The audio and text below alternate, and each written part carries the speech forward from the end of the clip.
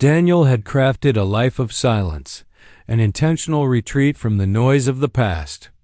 After discovering Marissa's betrayal years ago, he left everything behind: their home, their friends. Even the version of himself that once believed love was strong enough to survive anything. His cabin, perched on a quiet mountain slope, had become his sanctuary. No unexpected visitors, no haunting conversations, no reminders of the night his heart split open. It wasn't that he hadn't tried to move on. He worked with his hands, chopped wood in the early mornings, repaired furniture for neighbors, and spent weekends fishing at the nearby river. Simple routines steadied him, and for the first time in years he felt something like peace, and imperfect peace, but peace nonetheless.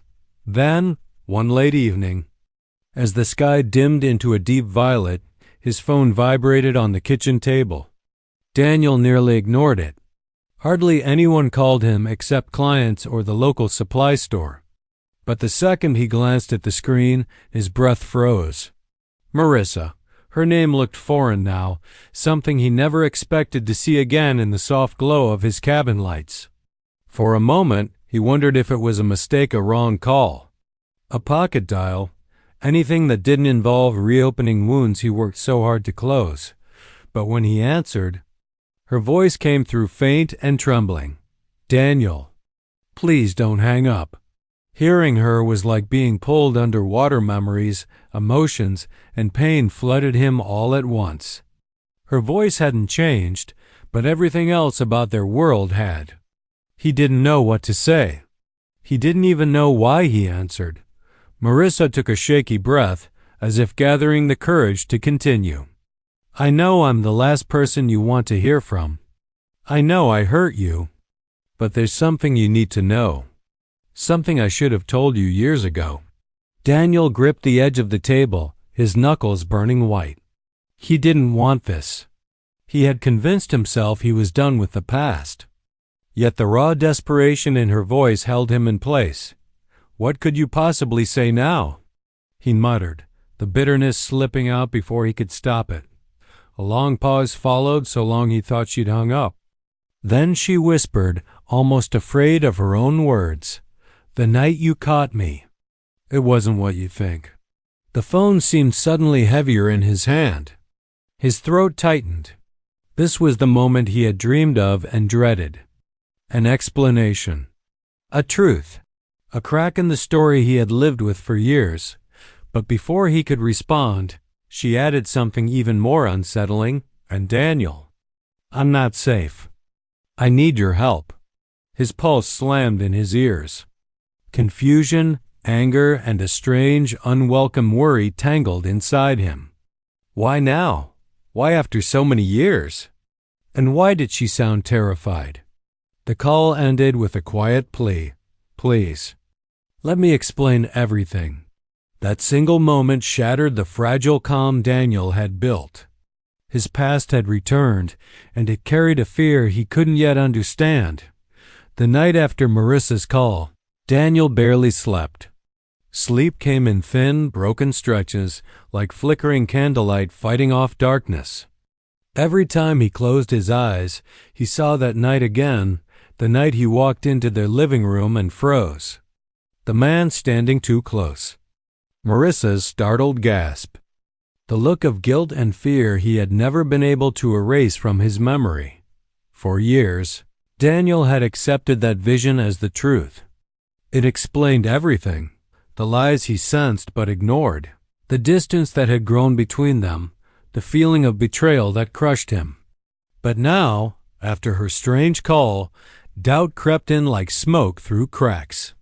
Her trembling voice, her plea, her words, "It wasn't what you think," echoed relentlessly. By morning, he couldn't pretend the call hadn't happened. He paced the cabin as the sun climbed over the mountains, his thoughts circling the same impossible questions. If she wanted forgiveness, she should have come years ago. If she wanted to torment him, she could have chosen any other time. So why did her voice sound frightened? Why did she say she wasn't safe? He told himself he didn't care. He told himself he had healed enough to ignore her. But the truth was simpler and harsher. Marissa still had a gravity over parts of his heart he'd never fully reclaimed. By noon, his phone buzzed again. Unknown number. He stared at it, tension tightening his chest. After the second ring, he answered. A distorted voice crackled through the speaker. Don't meet her. Daniel stiffened. Who is this? Silence. Then the same low voice added, walk away. If you see her again, you won't make it out alive. The line went dead. Daniel stood motionless.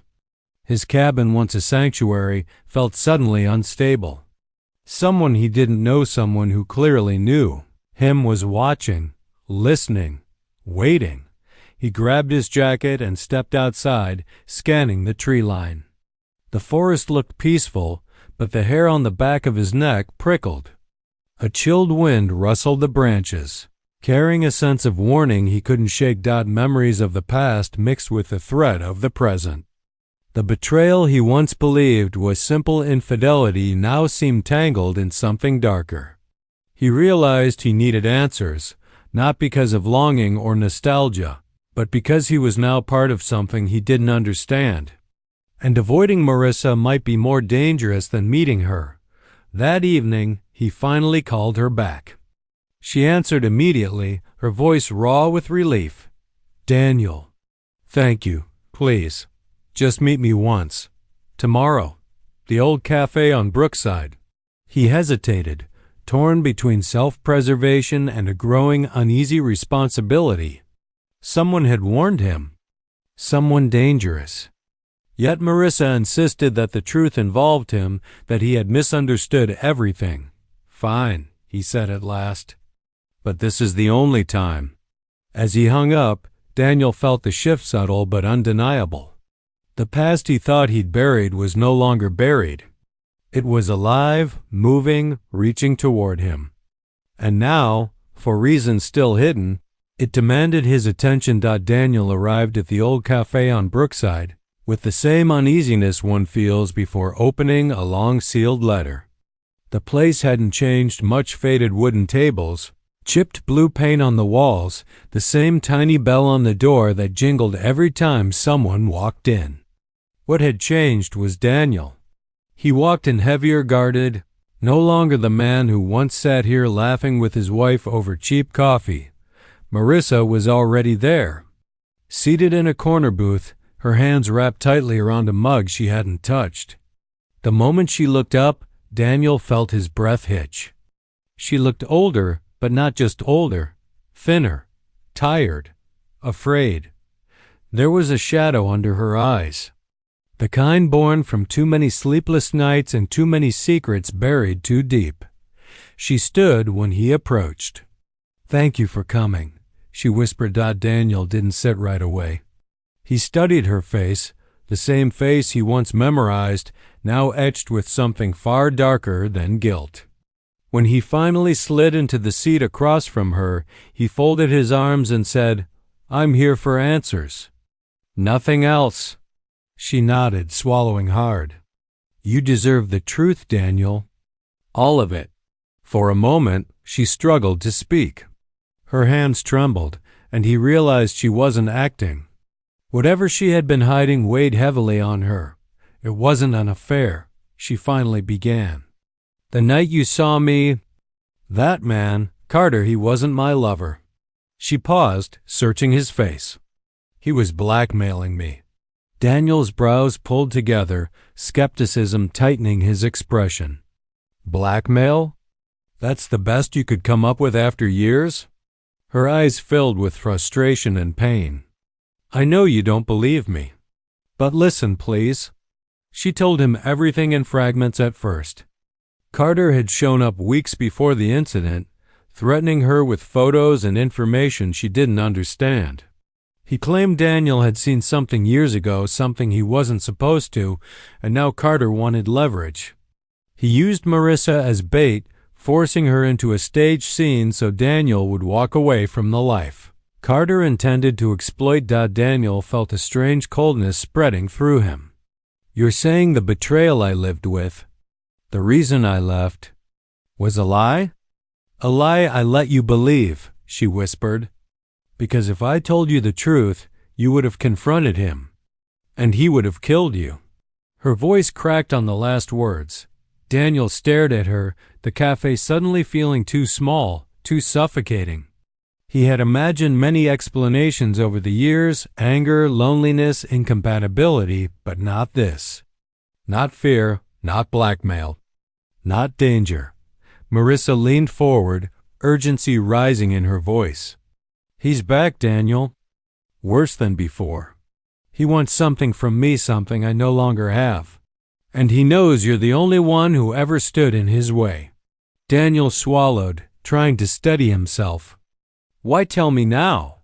"Because I can't protect you alone anymore," she said. "You deserve the truth then. But you need it now." For the first time since seeing her, Daniel felt something new, something neither love nor forgiveness. A beginning of suspicion. A beginning of fear. A beginning of truth. After the meeting at the cafe, Daniel drove back to his cabin with a storm raging inside him.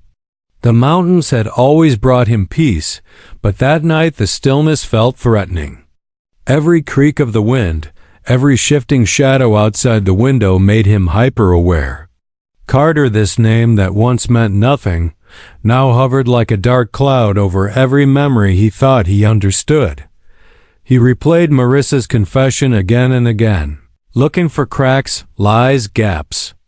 But her trembling hands, the fear in her eyes, the way her voice broke when she spoke about him being in danger, none of it felt rehearsed. The weight she carried wasn't the weight of guilt. It was the weight of someone who'd been hunted for years. Daniel opened an old storage box he hadn't touched since moving. Inside were scraps of his former life, photos, letters, the divorce papers, and a small leather notebook he didn't remember packing. Flipping through it, he found nothing unusual until he reached the last few pages. There, in his own handwriting, were notes from a job he took years ago delivering supplies to a remote warehouse just outside the city. One line stood out. "Saw something, don't know what. Cameras? Guards? Illegal?" He frowned. The memory returned faintly. Men unloading crates in the dead of night. Hurried whispers, a metallic smell, and a warning glare from a guard when he parked too close. He had brushed it off at the time, not wanting trouble. But now it clicked: Carter was there. And if Daniel had seen something important, Carter would have motive to ensure he stayed silent. His pulse quickened. Marissa hadn't lied, not about the danger at least. Determined to understand what he had accidentally stumbled into, Daniel began searching online records and news articles. Carter's name didn't appear directly, but stories of unidentified trafficking rings and unregistered warehouses matched too closely to be coincidence. Whoever Carter was, he wasn't acting alone. This was bigger, much bigger, and Daniel had brushed so close to it years ago that they decided to keep him quiet through fear. As the hours passed, the evidence he uncovered painted a chilling picture. Marissa hadn't just been protecting him, she had been trapped. And now Carter had resurfaced because something had changed. Something he needed. But what? As Daniel closed his laptop, a sudden thud hit the side of his cabin. He froze. The cabin was isolated, too isolated for anyone to be walking by at this hour. Slowly, he stepped toward the window.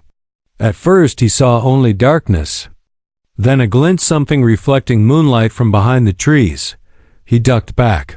Instinctively, his phone vibrated beside him. A message. "No number. Stop digging. Stop meeting her. Or the past won't be your only problem." Daniel's body chilled. Someone was watching him right now. Someone who didn't want him to get closer to the truth, but instead of fear rooting him to the spot. Something else flared inside him: determination. He'd run once. He wouldn't run again. He grabbed his keys. If Carter wanted him afraid, he'd have to try harder. Daniel was done being silent. Daniel spent the next morning trying to convince himself that the Threat on his phone was nothing more than a scare tactic. But deep inside, he knew better. The message wasn't random. The shadow he saw near the edge of the forest wasn't coincidence. Carter or someone working for him was already far closer than Daniel realized. He decided to meet Marissa again, this time not for answers but for strategy. If what she said was true, they were no longer dealing with a simple threat. They were dealing with a man who operated in the dark, someone who had spent years avoiding police and consequences. Daniel had seen men like that during his construction work in rough neighborhoods, men who thrived on fear, silence, and power. Marissa was waiting at a secluded park bench when Daniel arrived. She looked more exhausted than the day before, as though sleep was a luxury she hadn't tasted in years. Her hand shook as she clutched her purse, and when Daniel sat down beside her, she flinched at the sound of passing footsteps. "He contacted you, didn't he?" she whispered. Daniel nodded. "A message. Just like you said." Marissa's shoulders fell, relief mixed with dread. "Then he knows we met. He must have someone watching you." "Probably me too. What does he want from you?" Daniel asked. Her lips trembled as she opened her bag and pulled out a tiny flash drive. She placed it gently in Daniel's hand, almost reverently. "This," she said. "It's the only copy left of the files I managed to get out years ago. Financial records, names, locations, proof of everything he's been involved in." Daniel stared at the device, feeling its weight despite its size. "Why didn't you go to the police?" "I tried," she said, her voice cracking. "But the officer I spoke to, he was connected to them. I realized if I pushed further, Carter would know instantly. I couldn't risk your life. Or mine." Daniel swallowed, anger and guilt mixing inside him. She had sacrificed everything, her marriage, her safety, her reputation to keep him alive. And he had spent years hating her for it. A sudden rustling in the bush nearby made Marissa jump. Daniel's instincts surged. He scanned the area quickly, spotting no one, but the sense of being watched was unmistakable. "They were running out of time. We have to leave," he said. "Now?" They hurried to Daniel's truck and drove toward the mountain roads. Marissa kept looking over her shoulder, her breath short and uneven. The deeper they drove into the forest, the clearer it became. Staying apart had kept them safe. Coming together had painted a target on both their backs. As they rounded a bend, Daniel noticed something in his rearview mirror, a black SUV, trailing them at an uncomfortably close distance. His grip tightened on the wheel. "He's here." Marissa's eyes widened in terror. In that moment, Daniel realized the truth he hadn't wanted to face. This wasn't about old wounds anymore. This wasn't about closure. This was survival. And the man hunting them wasn't going to stop. Not until he had what he wanted or until they were erased. The black SUV kept a relentless distance behind Daniel's truck as they sped down the winding mountain road. Every sharp turn, every rise and descent, the headlights stayed glued to them, predatory, calculated. Marissa clutched the edges of her seat, her breaths trembling. Daniel's jaw was locked tight. He had run once, but not today. Not with Marissa's life on the line. At the bottom of the mountain, Daniel made a sudden, risky turn onto a dirt path leading to an abandoned logging site. His goal wasn't to escape, it was to confront. To end this. Once and for all, he parked behind a stack of old timber, engine humming. The SUV stopped 30 feet away. A tall figure emerged. Carter. No mask, no hesitation. His confidence was chilling. "Well," Carter said, approaching with a smirk, "the prodigal husband returns. And brings my property with him." Daniel stepped out, fists clenched. "She's not your property. And this ends now." Carter laughed. "You think you're in control? You think your little reunion changes anything? You should have stayed gone, Daniel. You should have stayed ignorant." But Daniel wasn't ignorant anymore. He held up the flash drive Marissa had given him. Instantly, Carter's smile vanished. His face hardened. "That drive," Carter growled, "is going to ruin powerful men. Men who don't tolerate loose ends." Marissa stepped out of the truck, trembling yet resolute. "I'm done being afraid of you." Carter reached inside his jacket too quickly. Daniel reacted before he had time to think. He tackled Carter, the two crashing onto the gravel. A struggle erupted, violent and desperate. Carter swung hard, catching Daniel across the jaw. But Daniel fought back with years of suppressed rage burning through his limbs. Marissa screamed his name. But Daniel didn't stop, not until headlights suddenly lit up the entire site. Police vehicles, sirens, orders shouted. Carter froze as officers swarmed him, forcing him to the ground. Marissa stepped back in shock. Daniel looked at her, confused. "How?" "I sent the drive," she whispered, "right before we left. To a federal contact who wasn't corrupt. He tracked my location." For the first time in years, she exhaled deeply. Free. As Carter was dragged to the cruiser, he glared at them with venom. "This isn't over," he hissed.